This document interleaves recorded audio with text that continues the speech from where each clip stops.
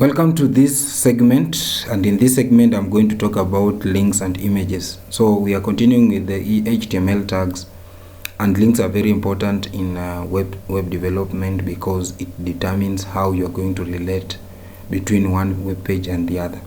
So you as a programmer, you should be able to understand of how you can be able to link these pages together. Now we have got what we call external web pages, and then we have the internal web pages. Now in this space, you're going to look at how you can go to interact with the internal pages and how you can go to interact with the external pages. Images is very important because an image without a website cannot be created without images. So you'll have to put some images about your portfolio, maybe projects that you've done, and so on and so forth. So images are very important in a website, and therefore as a web developer you should be able to understand of how to incorporate these two elements that we are going to discuss about. Now let's dive in and see how we can go to implement this. Now when we talk about link, and a link is always represented by an a tag. An a tag basically it means an anchor tag. Okay, so you have got an opening a tag and a closing a tag. As you can see in my slides here, we have got an opening a tag and this is a closing a tag. So as we said earlier that HTML works with the tags. HTML works with the tags, and therefore these tags, they make up what we call the set of instructions that you give to your browser. Now if you want the browser to understand that this statement is a link, then you should start with an a, and then you should close that statement with a closing tag, that is an a tag. Okay, now inside this a tag, an a tag has got attributes. The first attribute that you should have in your a tag is what we call the href. A href, it provides the URL of the target page. It provides the URL of the target page. What is a URL? A URL means Uniform Resource Locator. So this is a resource that is there in the internet, or a resource that is there on the internet space. We call it a URL. Yeah.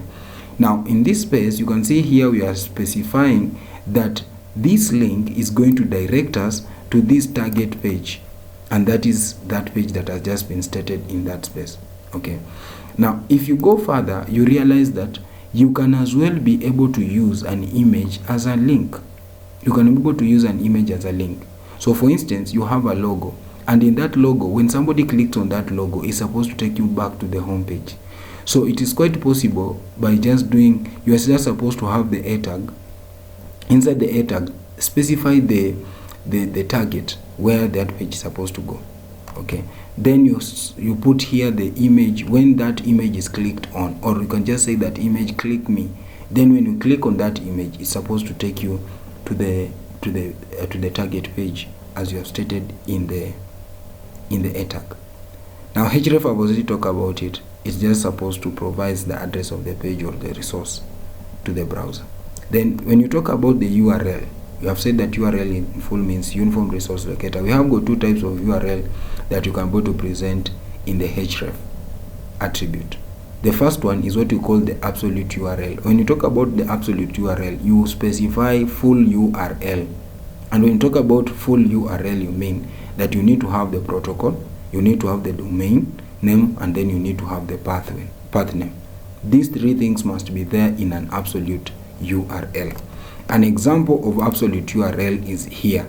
So this is an example of an absolute URL whereby you are saying HTTP hypertext transfer protocol //www.email.page.com.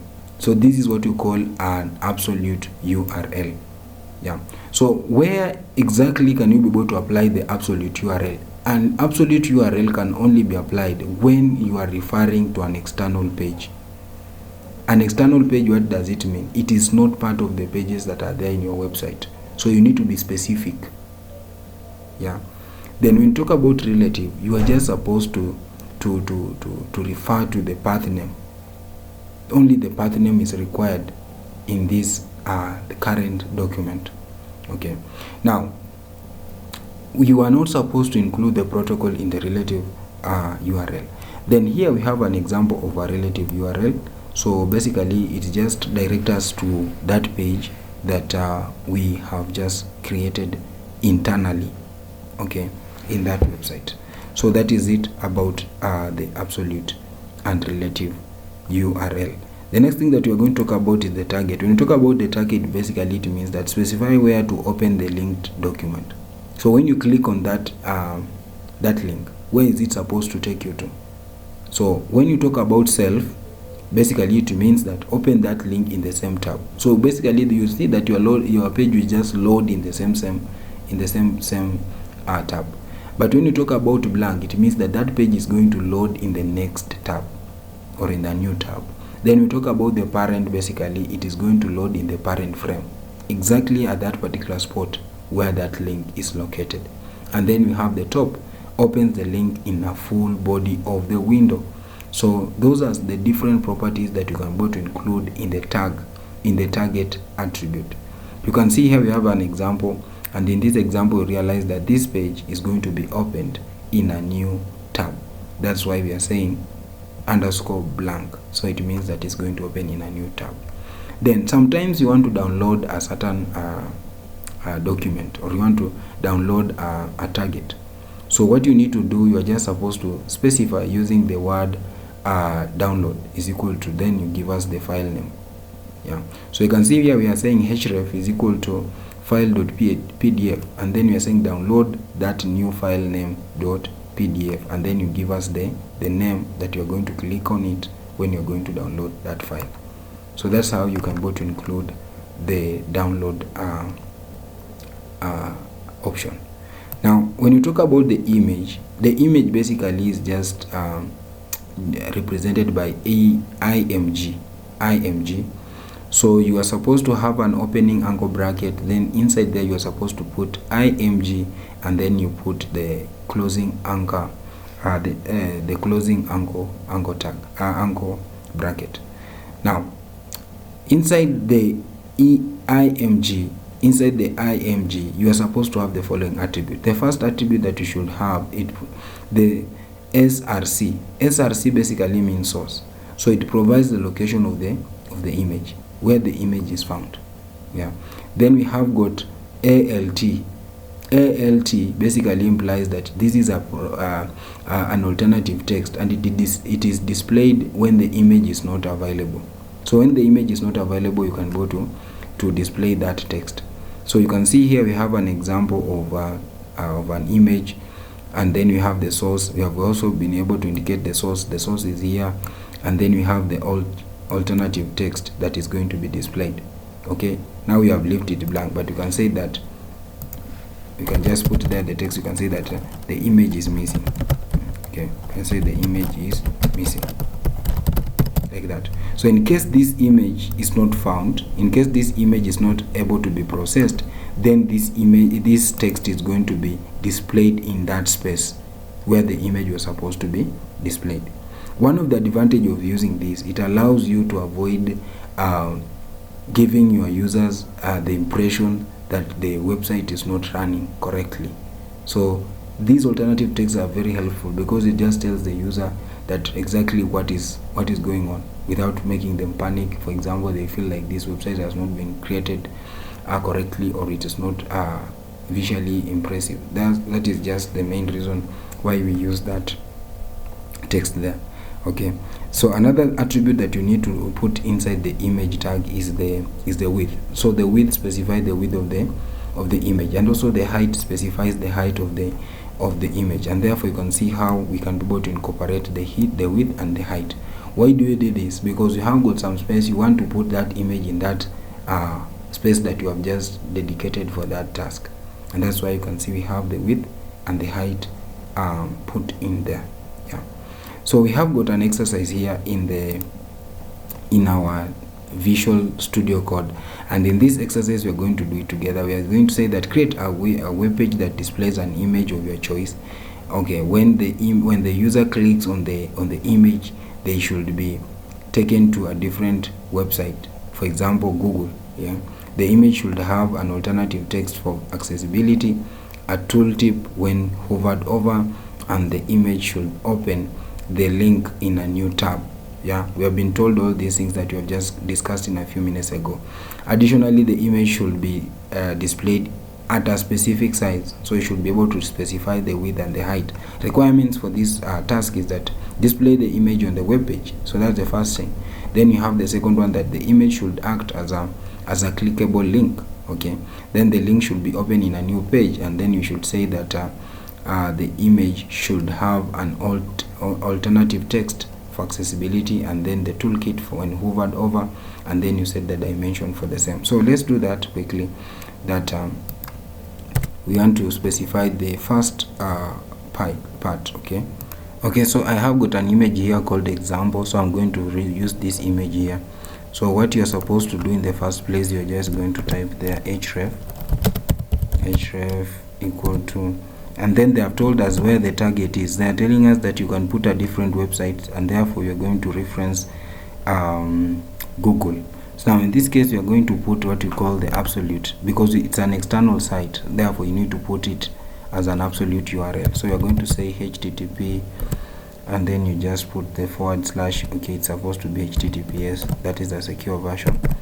Then you put that, and then you say www.google.com. yeah, so that is the URL. And then the target you have been told that the target, so that is it. And then the target, you have been told that the target, target has got many properties. We have got what we call the blank, the self, the parent, and so on and so forth. Now in this case, they are told us that it is supposed to be open in a new tab. Here it is. It's going to be open in a new tab. Therefore I'm going to specify here _blank. So that is it. And then the next thing that you have been told in this space again is that you need to have the title.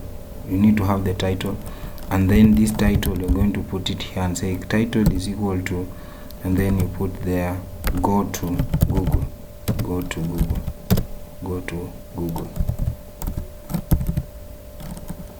Yeah, so that is the text that is going to appear in that space. Okay, and then after that, you just close that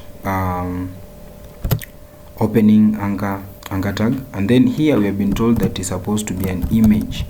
The anchor that clickable link is supposed to be an image.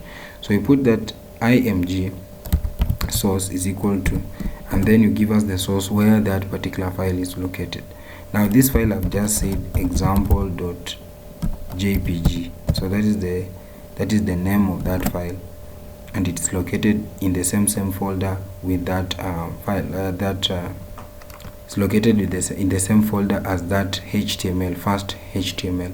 But for example, if you want to be very explicit, for example, I've just created a file, maybe I've created a folder called images. You can just say images stroke that, or also to be specific, you can just put here the dot and then the slash. Okay, so this is how very specific of where that page is located. Yeah, so that is it about that part. And then you can continue by saying inside the same image tag that inside here we are supposed to have an alternative text, an alt. An alt is just supposed to give us the name in case the page is not loaded. Gives us just the text when the page is not loaded. And therefore we can just say, for example, okay, just be patient. You can just say just be patient. Okay, so that's the text that we want it to be displayed in that space. And then we continue to the next part, and then you can see here we are going to say that okay, so we have this, and then they have said that you should also have the tooltip. So the tooltip is just supposed to that every time somebody hovers over that text or that image is supposed to give us the tooltip. Okay, so in this space we are going to put here the tooltip. Yeah, okay, so tooltip I've already captured it under the title. So this title is the one that is capturing the tooltip part of it. You can see here it is being told that contains the text representing the device or information related to the element it belongs to. Such information can typically, but not necessarily, be presented to the user as the tooltip. Yeah, so this one can serve as your tooltip for now. Okay, and also another thing that you have been told that you are supposed to put there is supposed to be dimensions. So the dimensions should be put in here. So we are going to put the width to be 200. Remember, it's 200 pixels. So 200, and then you can say the height should also be 200. Just say the height should be 200. Yeah. So then you close the image tag, and then you can be able to close that. So you can see by so doing, we have been able to create all the aspects that we have just talked about in our previous in just some few minutes ago. So if I save this and then I try to run this and see if it's going to give me the output that I need. So it is loading up. So you can see that it's telling us that the preview file that is not a child of the server root. Okay, this is just some information you're being told. So you can see by the time even before I click on it, a tooltip is appearing. You're seeing the tooltip. So a tooltip is appearing there to tell us that go to Google. This is what you call the tooltip. Yeah. So if I click on this, it's supposed to take me to the external site. It's supposed to take me to the external site. But since I'm using the live preview inside this page, maybe it cannot be able to access that. So if I want to see the right information, I can just double click on this so that it can open on the main page. Okay, so it is loading up. So when I click on this image, it is supposed to go to Google. You can see it is opening in a new tab. It is opening in a new tab. And where is it taking me? It is taking me to google.com. So you can see it is loading up google.com here.